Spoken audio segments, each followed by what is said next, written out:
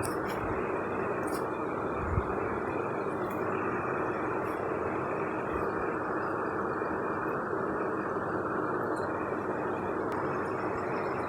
हम बात करेंगे ऑर्गेनिक के सबसे इम्पोर्टेंट चैप्टर हाइड्रोकार्बन के बारे में। हाइड्रोकार्बन को भी हम 3 पार्ट में पढ़ेंगे। पहला पार्ट रहेगा प्रिपरेशन मेथड, दूसरा फिजिकल प्रॉपर्टी, तीसरा केमिकल प्रॉपर्टी। सबसे पहले हम बात करेंगे प्रिपरेशन मेथड के बारे में। प्रिपरेशन मेथड में पहला मेथड है सब्स्टिट्यूशन ऑफ एसिडिक हाइड्रोजन, या फिर इसे कहते हैं जेरी-रिटनॉफ test.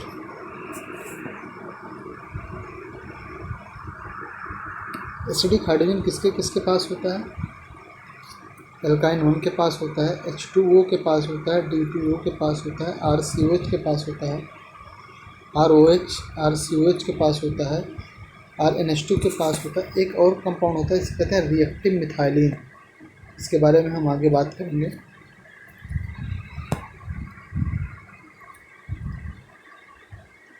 Acidic hydrogen with Grignard reagent give RH मतलब एल्केन देता है, having carbon of the Grignard reagent.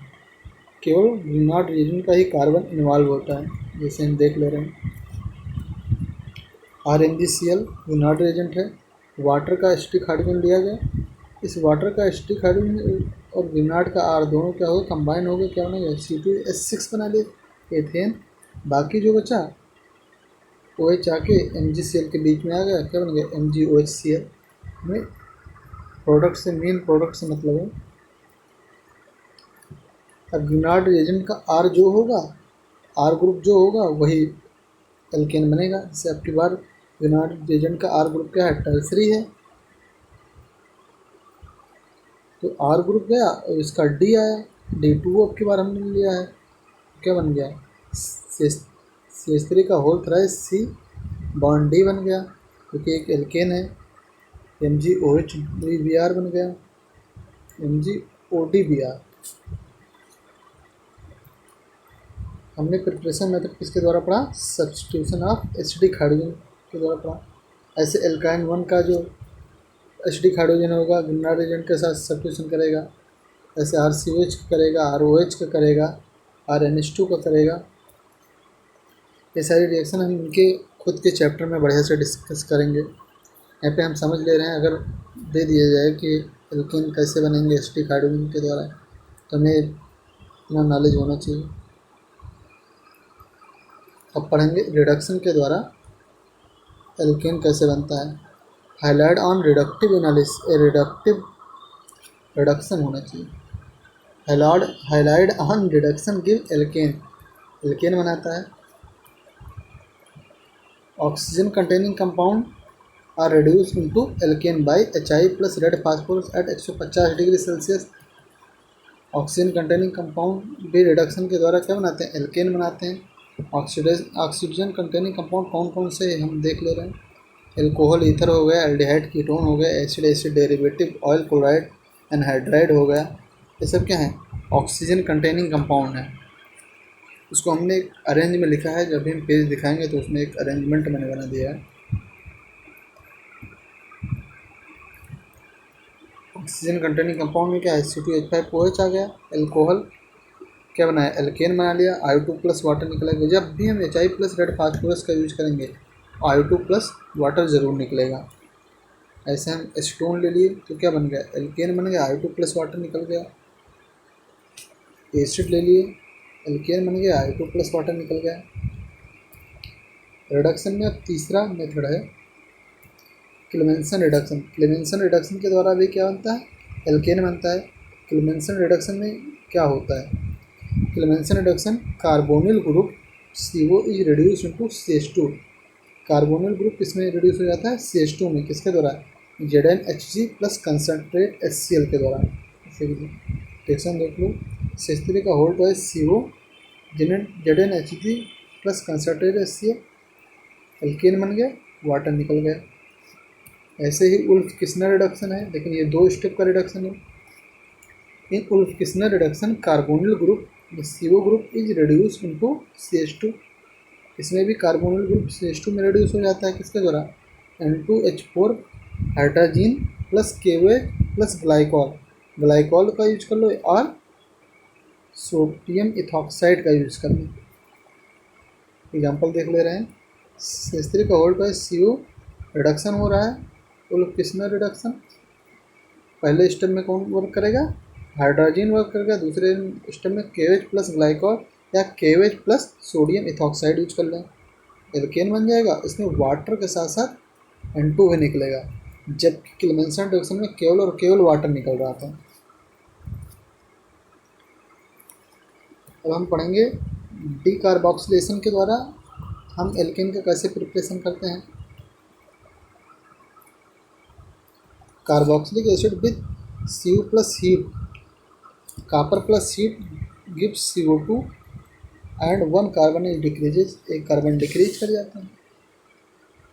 देख लें, अब CO2 निकलता है, जैसे CO2 निकलता है वैसे कार्बोक्सिलिक एसिड किस में कन्वर्ट हो जाती है, एल्केन में कन्वर्ट हो जाती है।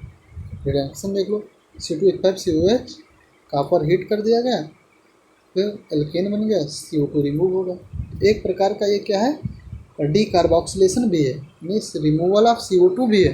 क्या है, रिमूवल ऑफ CO2 भी है और एल्केन का प्रिपरेशन भी है।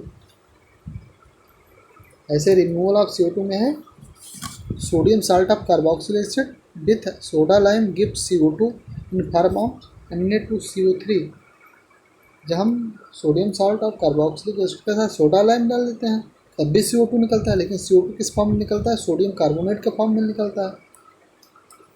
1 कार्बन डिक्रीज, एक कार्बन तो डिक्रीज का, जब CO2 निकलेगा यानी एक कार्बन निकल जाएगा तो एक कार्बन डिक्रीज हो जाएगा। RCONA plus NaOH in presence of CO, इन दोनों को मिला के कहते हैं सोडा लाइम। NaOH को कहते हैं सोडा, CO कहते हैं लाइम। तो सोडा रिएक्शन करता है, लाइम की प्रेजेंस होती है, ध्यान रखना, सोडा रिएक्शन करता है, लाइम की प्रेजेंस होती है। RCONA है तो क्या निकल गया, सोडियम कार्बोनेट निकल गया, और R इसका NaOH का RH बन गया। ओके,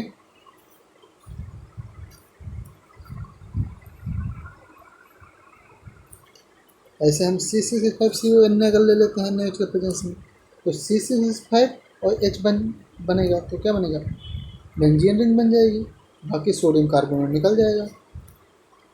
अगर हम CCl3CONA ले लेते हैं, ध्यान देना, तो इसका CCl3 इसका H क्या बनेगा, क्लोरोफॉर्म बन जाएगा, सोडियम कार्बोनेट निकल जाएगा।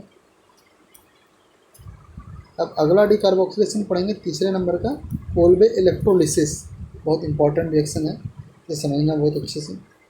इन Kolbe electrolysis metal salt of carboxyl acid so decarboxylation, किसका होगा decarboxylation, metal salt of carboxylic acid. जैसे सोडा लाइम के साथ भी मेटल का साल्ट ऑफ कार्बोक्सिलिक एसिड का ही डीकार्बोक्सिलेशन हो रहा है। In Kolbe electrolysis metal salt of carboxylic acid so decarboxylation to give alkane, alkene, alkyne. तो इससे एल्केन भी बनेगा, एल्कीन भी बनेगा और एल्काइन भी बनेगा।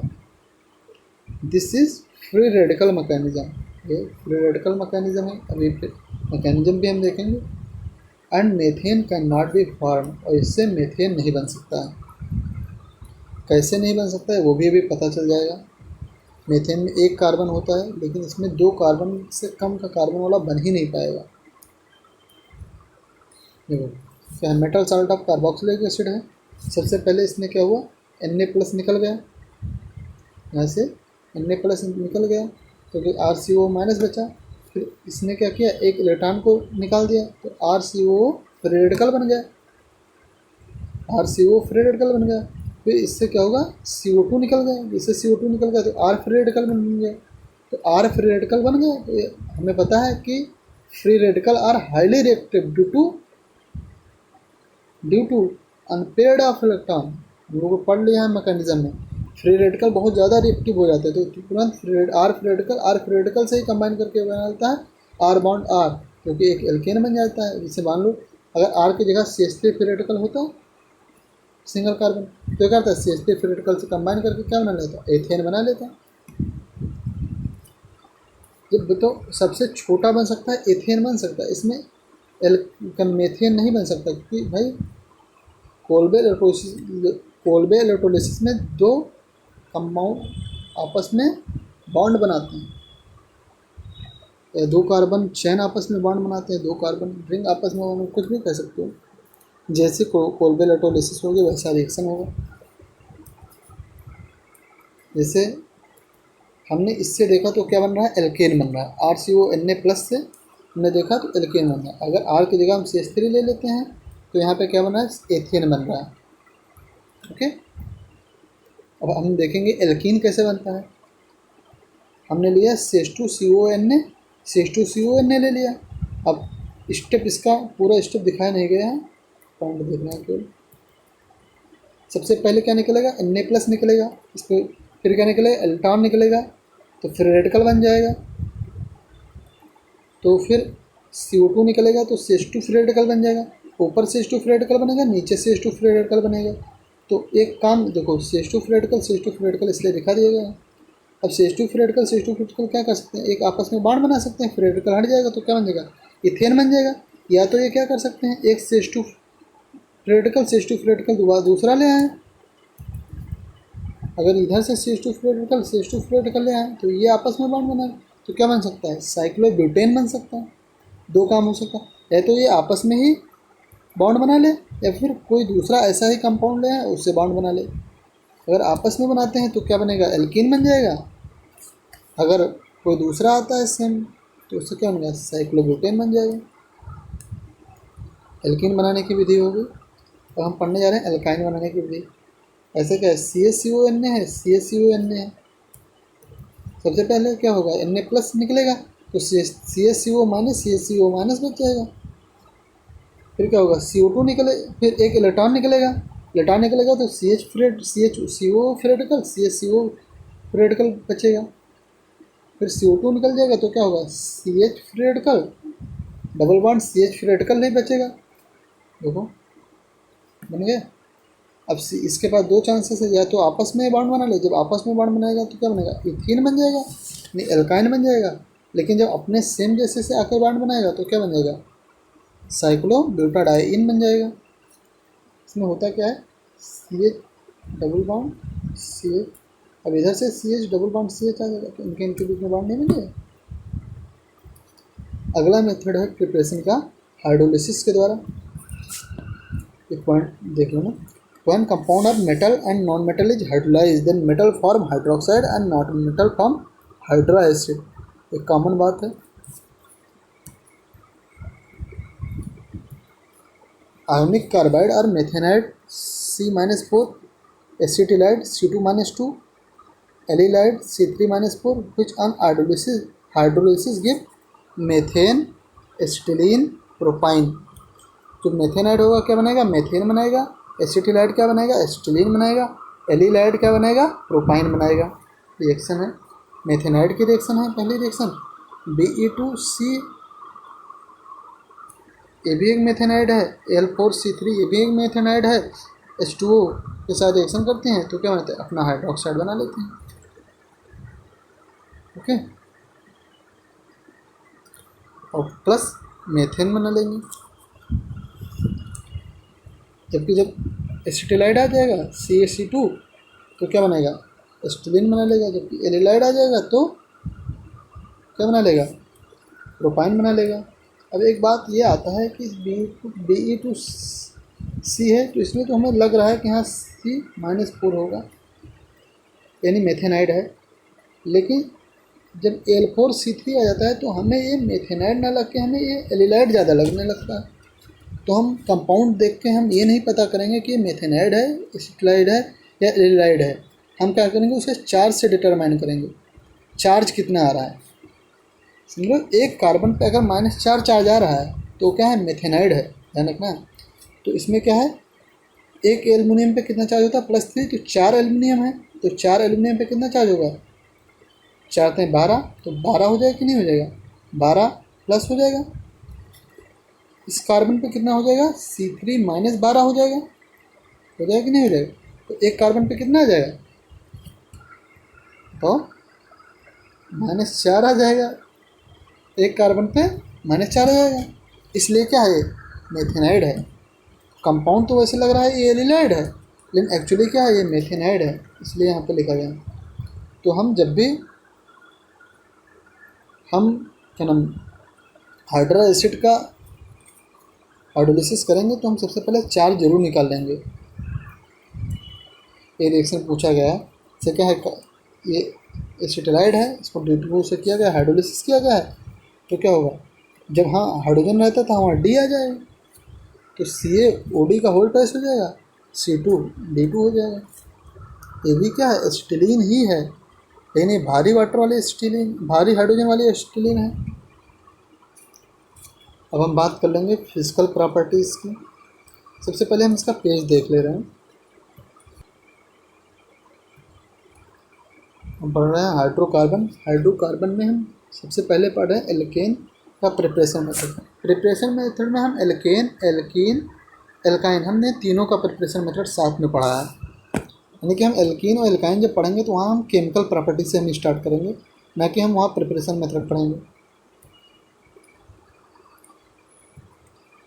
सबसे पहले हमने पढ़ा था सब्स्टिट्यूशन ऑफ एसिडिक हाइड्रोजन, जिसमें कितने किसके पास होता है एसिडिक हाइड्रोजन, लिख दिया है alkyne 1 H2O D2O ROH RCOH RNH2, reactive methylene हमने यहाँ पे ऐड भी कर दिया है। फिर हमने पढ़ा ग्रिनार्ड, इसमें क्या था, ग्रिनार्ड विथ एसिडिक हाइड्रोजन क्या बना रहा था, एल्केन बना रहा था। इस रिएक्शन की बात कर लिया हमने। फिर हमने पढ़ा रिडक्शन के द्वारा एल्केन का बनना।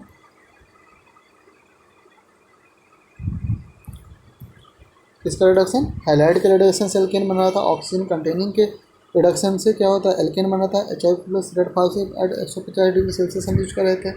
ऑक्सीजन कंटेनिंग कंपाउंड कौन कौन से थे, alcohol, ether, aldehyde, ketone, acid, acid derivative. हम इतना लिख देते हैं जिससे हमें लगता है कि हाँ ये ऑक्सीजन कंटेनिंग। एसिड डेरिवेटिव में कौन कौन आते हैं, ester, amide, oil chloride, anhydride और एसिड डेरिवेटिव। ये चार कंपाउंड जो हैं वो एसिड डेरिवेटिव हैं।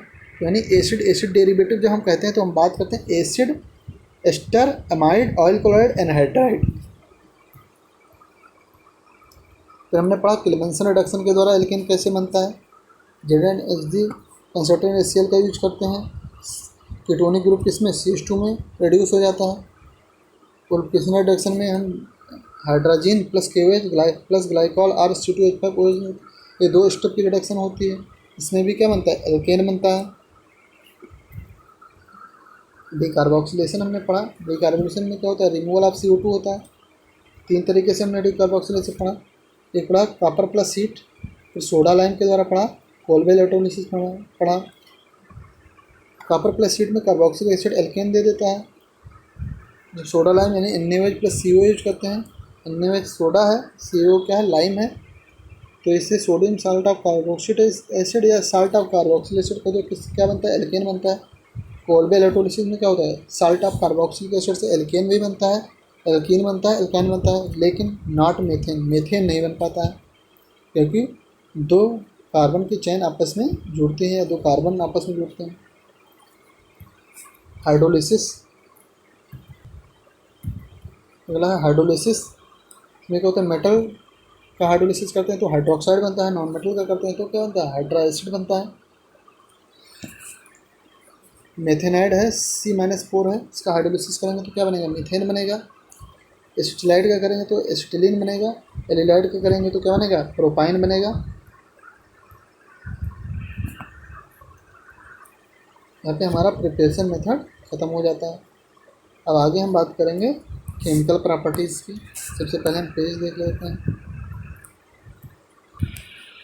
केमिकल प्रॉपर्टीज़ के बाद हम अगले वीडियो में कर लेते हैं।